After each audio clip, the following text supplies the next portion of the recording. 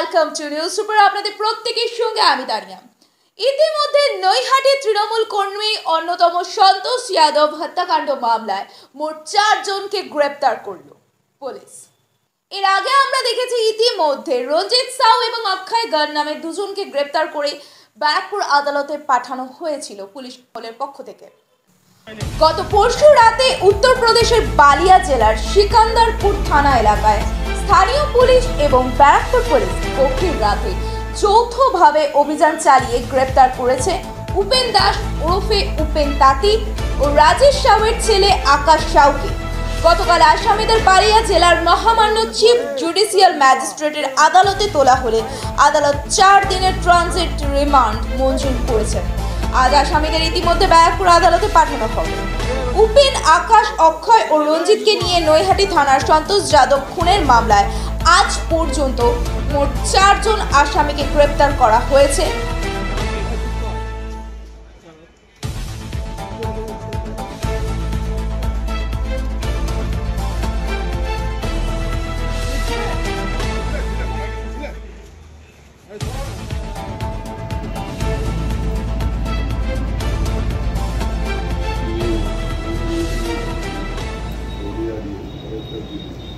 বাকি আসামিদের খোঁজ চলছে। তদন্তের অগ্রগতির স্বার্থে পরবর্তী বিষয়গুলো আপনাদের জানানো হবে। ততক্ষণ চোখ রাখুন, দেখতে থাকুন নিউজ সুপারের পর্দায়। নিউজ সুপার আপনাদের দিতে পারে সব খবর, সববার খবর। ধন্যবাদ। পরিবারের সকলের সুস্থ থাকার একমাত্র ঠিকানা কাঁচরাপাড়া পলিক্লিনিক বা নাইট অ্যাঞ্জেল নার্সিং হোম। কেনাকাটার একমাত্র ঠিকানা আগমনী বাসন্তী। মনের মতো খাবার খেতে হলে চলে আসুন কাঁচরাপাড়া নিউ কেবিনে।